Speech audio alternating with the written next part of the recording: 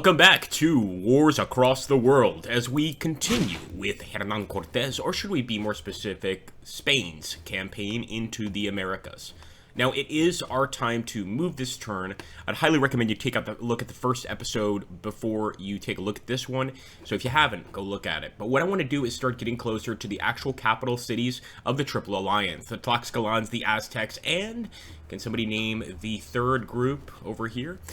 So I'm going to start moving forward. I wanted to go ahead and attack this Aztec unit, but instead I am going to head straight for Tlaxcala, which is the capital of the Tlaxcalans. And we're also going to go ahead and advance with Olid, Sandoval, and Castañeda into the mountains. But as you can see, so for instance, if we were to move over here, we'd be able to because this is a flat terrain. But into the mountains, we cannot go this turn. So we're going to have to wait a bit, or we could potentially just go ahead and move here to reinforce our unit. For now, I'm going to stay put and go to the next phase.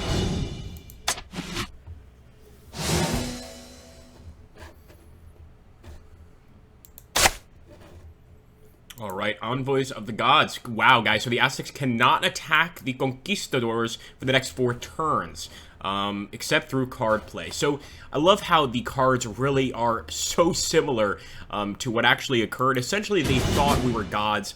Because of that, they're not going to attack us directly. They'll defend themselves against us, but they won't go out looking for a fight right now. That's really good to know, and lets me know that I probably should have moved that unit forward as well, gotten just as close to Tlaxcala as possible, ultimately to Tenochtitlan, the actual capital of the Aztecs. Now, they've got a lot here. They've got that Great Pyramid actually acting as a defensive bonus, which is pretty cool.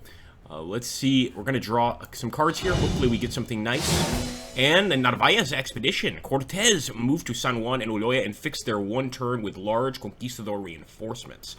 Alright, guys, so we're going to go ahead and drop the Narvaez expedition. The only negative aspect of the Narvaez expedition is, of course, Cortez goes back to pretty much resupply. But it's worth it because the payoff is going to be quite significant for him.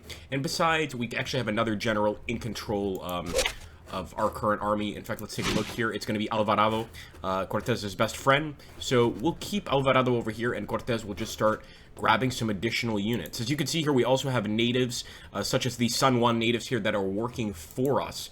So that's not as uncommon as you might think. Alright, getting some reinforcements here. Sanchez has arrived. This is a true conquistador. It's going to be dropped off here, and we are absolutely going to have to separate these 2 armies. Although we don't know. I mean, some of these Tenochtitlan and Aztec armies are so massive that we might need an army of 15 to actually take them on. It's a possibility. I think it's unlikely, but it could certainly happen. I'm just going to keep this unit here at Port of Veracruz, and let's go for land movement. First thing we want to do is separate Sanchez and Cortez. So let's put Sanchez over here. We're going to go ahead and split that stack. I'm going to give him the Caballeros.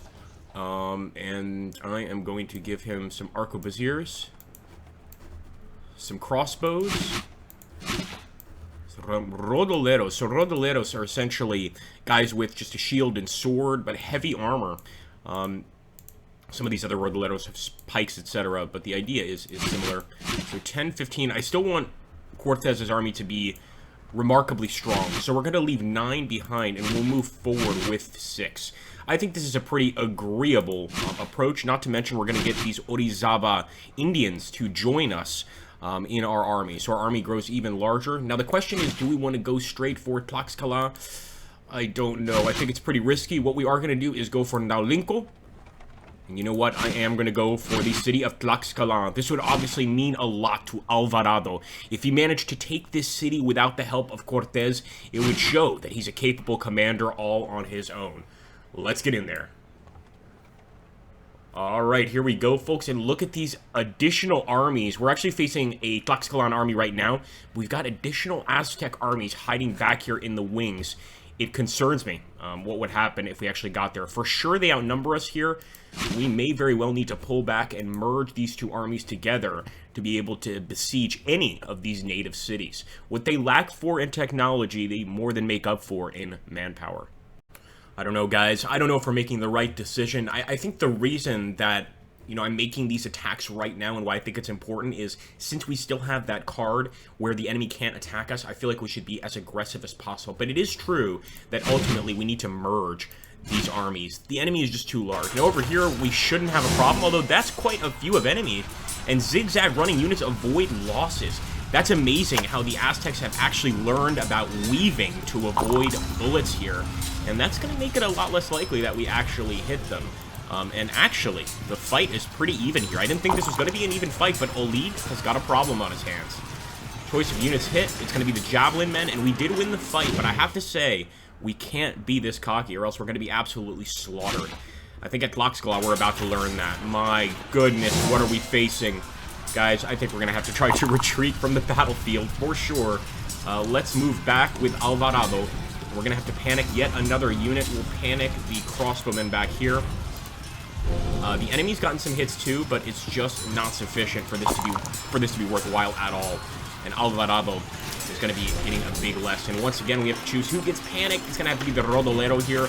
We've got to keep the Caballeros at least, but yeah, absolutely. Wow, we actually did win the Siege of Tlaxcala purely on hits alone. Siege units -1 overcrowding. So we actually have overcrowding in the structure. What we're probably going to need to do, thankfully we didn't need to do it this time, but what we would probably have to do in other sieges is remove some of the units from our army. So that's great. I just love it. I think, you know, we couldn't have asked for anything better, really. We now, of course, control this entire area, almost all of Tlaxcala. In fact, we do control all of Tlaxcala, but now we have to decide whether we want to go for Texcoco or straight for the Aztecs. I feel like we should probably go for Texcoco, and I'm actually not sure of this fourth ally up here. Potentially go up here and destroy them as well before going to Tenochtitlan. And you can see the actual city of Tenochtitlan properly situated in the middle of a lake, just like the actual city it was situated. But another thing that's interesting is that the victory points for the city are 5 victory points. So even if we take quite a lot of other things, in other words, if we took all of these, you know, Tenochtitlan would essentially equal Tlaxcalan and one of these other provinces. So it's quite valuable. We really want to try to take it. All right, let's see. We got a card to play here, and it's going to be the Diplomacy, and the Aztec player may not play cards next turn except mandatory ones. I love it. We're really, you know, taking the fight away from the Aztecs. Let's just hope they don't attack. Let's hope that card is still in play. I'm fairly sure it's going to be in play for a couple more turns, but I don't want to say for certain. Here we go. 26, man. They're making a lot of gold, and with the size of their armies, that much gold concerns me. And sure enough, look at this. Attacking. They know we're weak here, and they're going to try to challenge it. Fight, Alvarado, to the end! You managed to take the city, now hold it! Not good. Not good. But at least try to destroy some of these units, lower their numbers, but I'm not even sure we're going to be able to do that. Again, we'll make the crossbowmen run. Again, a few hits, and we did win merely because of hits. We got very lucky here. And I think we're crazy if we don't merge an additional army in there to protect this one. So the General Ixtilixo, beaten in battle by the Spaniard. Just wonderful stuff. There's Cortez. First of all, we got a card to play here. La Malinche. Turn after Conquistadors take Tlaxcala. The city changes sides and joins them permanently. Wow. They have realized essentially who is their true leader. I love it. Now, unfortunately, Alvarado disobeys orders. This is just a historical event, and it's going to make us lose prestige by -3. And I must say, we were pretty reckless with Alvarado as we moved in, but he is not going to be diplomatic whatsoever. He's going to slaughter everybody, and as a consequence, it's going to hurt us quite a lot. All right. In the reinforcement phase. And that's great, guys. So now we've got those Tlaxcalan allies. This is just great. We want to try and get that army out here really, really quickly. We also can't forget that we've got this army right here, Sanchez's force.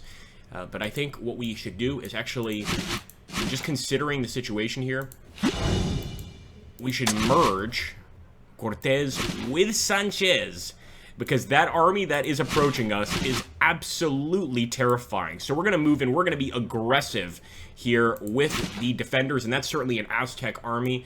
I don't think we actually need to merge these units. Just because, quite frankly, Olid is fine by himself. We've got a unit of 10 here, now that Alvarado is no longer there. What I might do... Oh, I don't want to take all these guys. With the Caballero, I might try, although I think we move this turn. I'm going to try to get the Caballero to join that army. Okay, so now we sort of split up our force. I'm tempted to go to Texcoco, but I'm not sure if every single one of our units is going to come along, so I'm not going to press our luck. What I am going to do is take this large force, and maybe not. I was going to say counterattack into Hitsingo. Yeah, let's do it. Let's do it. Yes! Beautiful. Forward, boys, to battle. These are going to be two of our largest battles so far here in Mexico. Alright, Rodolero units gain 1 CF bonus, and the Aztec leaders receives a +1 morale bonus during this battle. That's going to, of course, hurt us a bit, but we'll go ahead, we'll roll, and we'll see if we can't break through. I don't think we should have much of an issue here, since we've beaten Ixtilixo's army up so badly in the previous fights. I mean, keep in mind, this guy had hundreds of thousands of men before, but no longer. And I'm guessing one of the reasons is a lot of his Tlaxcalan soldiers are no longer with him, but are instead fighting with us. Now the battle for Tepeaca, is going to be the largest one, but we're going to play the Cortes in battle card, which leader Cortes receives a +1 morale bonus in that battle, but will suffer a penalty of +1 when testing for survival. Let's just hope we don't have to roll for survival and that we come out on top. Open fire, boys! Got our native allies here as well.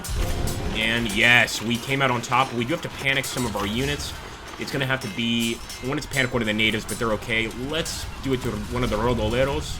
Do another Rodolero here, and another Rodolero. Yeah, quite a terrifying fight for our men. Despite the fact that we are probably going to be getting a victory here, that was terrifying for our guys. This is not an easy enemy, and we can see in terms of numbers, they just keep surprising us. So I don't know what they're going to do to us next, but we just have to wait and see. All right, let's send the crossbowmen back. And they finally were beaten due to demoralization, and we have routed that Aztec site. The Aztec side. Now, of course, we're pursuing the large amount of units in this army, and it would be to our great benefit to run them down and smash Cuitaula's army completely. Alright, there we go. A victory to the Conquistadors. I love it, guys. And that's going to be the end of that turn. A fascinating turn and certainly a vicious and bloody one. But would you guys like to see the rest of the scenario? If you would, make sure to hit that like button and drop a comment down below. Subscribe if you haven't already. We should be able to finish this series in 1 or 2 more episodes. So I look forward to it, and I hope you guys do too. Glory to Spain.